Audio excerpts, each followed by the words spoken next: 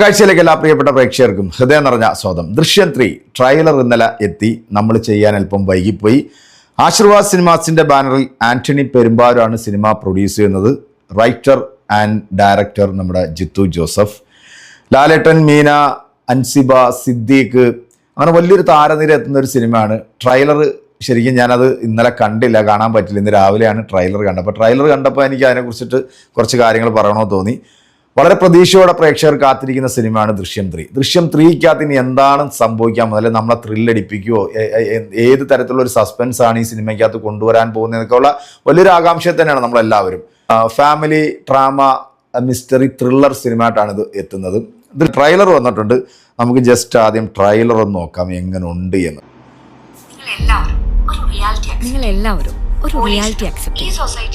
പോലീസിനും ഈ സൊസൈറ്റിയിലെ നല്ലൊരു ശതമാനം ആളുകൾക്കും ഈ കേസിന്റെ സത്യാവസ്ഥ എന്താണെന്ന് നന്നായിട്ട് അറിയാം. ആശീർവാദ് സിനിമാസ്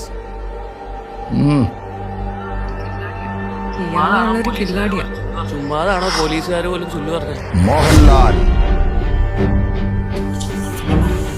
ജോർജ് കുട്ടി തന്നെയല്ലേ പറഞ്ഞത് പ്രശ്നങ്ങളൊക്കെ തീർന്നു, ഇനി പേടിക്കാനൊന്നുമില്ലെന്ന്.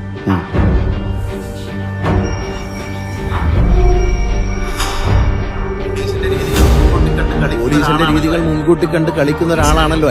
അപ്പോ പോലീസുകാരും അയാളുടെ ഒരു ഫാനാണ്.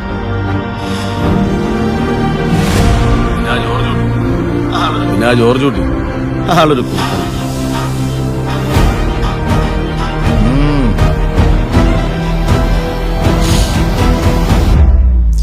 എന്തൊക്കെയോ സംഭവങ്ങൾ എവിടേക്കോ ഉള്ളതായിട്ടാണ് കാണിക്കുന്നത്. സംഭവം നോക്കാം.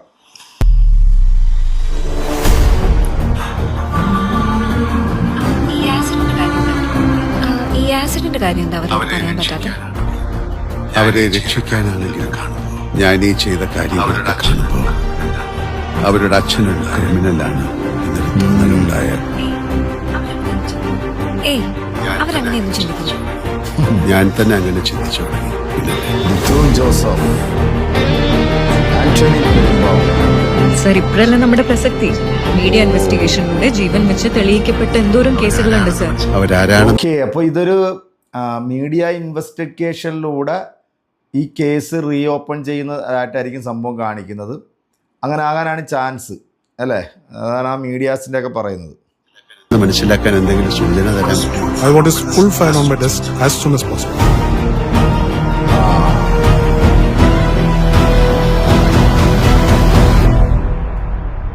ദൃശ്യം ഇനി അങ്ങനെയൊന്നും ചിന്തിക്കണ്ട, എല്ലാം കഴിഞ്ഞില്ലേ? മെയ് 21 ലാലേട്ടൻ്റെ ബർത്ത്ഡേയുടെ അന്നാണ് റിലീസാകാൻ പോകുന്നത്.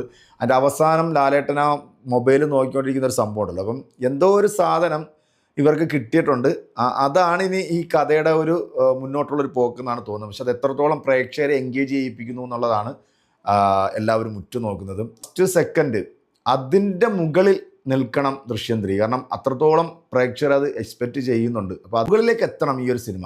അതാണ് പ്രേക്ഷകർ ഉറ്റുനോക്കുന്നത്. എന്തായാലും ട്രെയിലറിനകത്ത് വലിയ സംഭവം നമ്മൾ ത്രില്ലർ സിനിമയുടെ മൂഡ് പിടിച്ചായിരുന്നു ഇതിൻ്റെ ഒരു മേക്കിംഗ് തോന്നുന്നത്. കാരണം കൂടുതലും നൈറ്റ് ഷോട്ട്സൊക്കെയാണ് ഇതിനകത്ത് കാണിക്കുന്നത്. ആ ഒരു കളർ ഗ്രേഡിങ്ങും അതുപോലെ തന്നെ ആ BGM ബാക്ക്ഗ്രൗണ്ട് സ്കോറ് ഒക്കെ നൈസായിട്ട് ചെയ്തിട്ടുണ്ട്. എന്താണെങ്കിലും സിനിമ 21-ാം തീയതി തിയേറ്ററിലേക്ക് എത്തുകയാണ്.